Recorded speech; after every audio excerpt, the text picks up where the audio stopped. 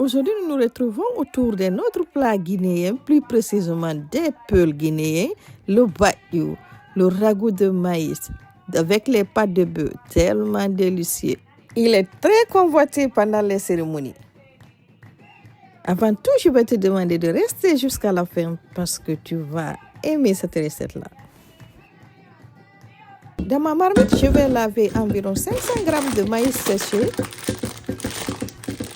Coucou tout le monde, j'espère que vous allez bien. Quant à moi, alhamdulillah, je vais très bien ainsi que ma famille. Bienvenue dans ma cuisine.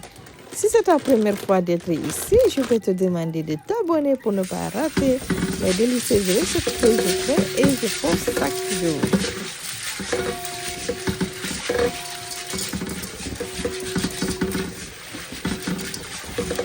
Cette recette est tellement délicieuse, j'espère que vous allez la reproduire à la maison.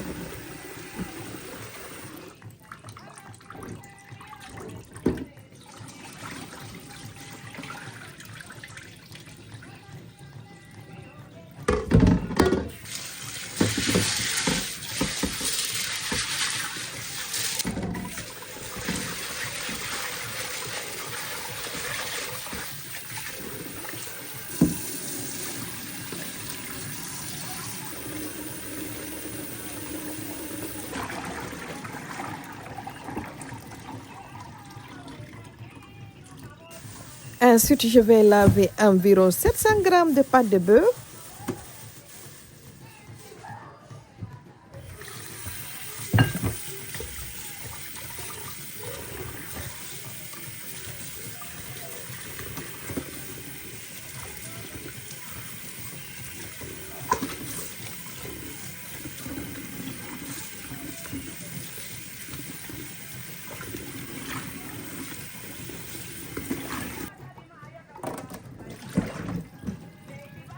Que je vais rajouter au maïs et ensuite remplir la marmite d'eau.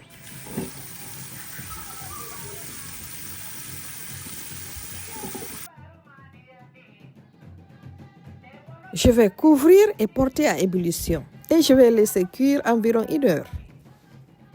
Entre-temps, je vais mixer 1 kg d'oignons, 1 kg de tomates, du piment et de l'ail. Pour le battu, il faut utiliser beaucoup d'oignons et beaucoup de tomates.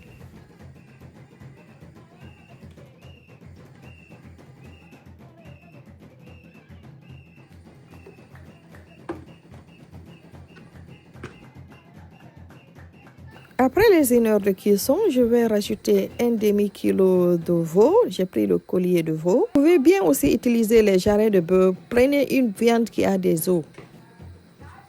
Maintenant, je vais rajouter l'assaisonnement que je viens de mixer.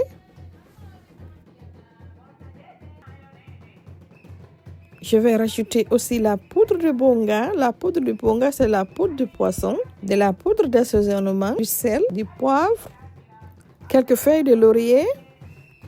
J'ai rajouté aussi de la marinade verte, mais elle n'est pas obligatoire. Je n'avais pas de ciboulette, donc j'ai utilisé la marinade verte.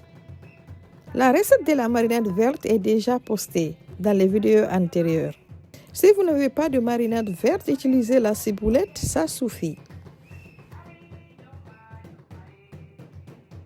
Je vais remuer et je vais couvrir, je vais laisser cuire environ 2 à 3 heures de temps jusqu'à ce que les maïs soient bien tendres. C'est le bon moment de te demander de liker la vidéo et surtout de la partager, ça pourra aider plusieurs personnes. Je vais remuer et je vais continuer à cuire.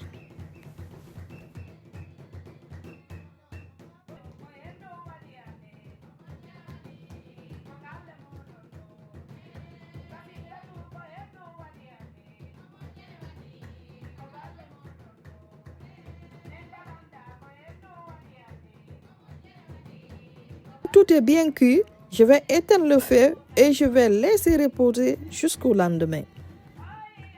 Le battu peut être dégusté directement, mais plus vous donnez le temps au maïs d'absorber tout le liquide, plus votre battu sera hyper délicieux et très savoureux. Ici, c'est le lendemain. Comme vous voyez, le maïs a absorbé beaucoup de liquide. Je vais réchauffer et je vais dresser mon plat. Il ne me reste plus qu'à vous dire au revoir et à la prochaine recette. Bye bye!